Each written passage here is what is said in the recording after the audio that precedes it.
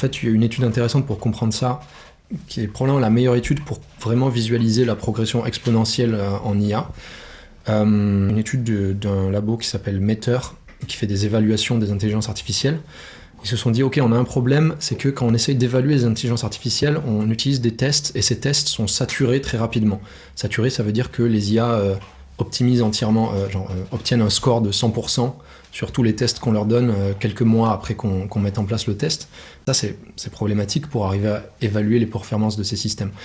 Du coup, ils ont une idée qui est assez brillante, c'est de se dire, ok, on va plutôt regarder la durée. On va faire une liste de tâches et on va mesurer combien de temps ça prend à un humain pour faire chacune de ces tâches. Par exemple, écrire un email, ça va prendre à quelqu'un 10 minutes. Changer quelque chose dans du code informatique, peut-être selon la difficulté, ça va prendre 1 heure, etc. Comme ça, ils ont une base de données de tâches et le temps que ça prend à un expert humain. Et ensuite, ils demandent à une IA, de façon complètement autonome, d'accomplir les mêmes tâches. Et ils mesurent, ils regardent quand est-ce qu'elle y arrive, quand est-ce qu'elle n'y arrive pas. Okay. Et comme ça, ils arrivent à obtenir un taux de réussite sur chaque durée de tâche.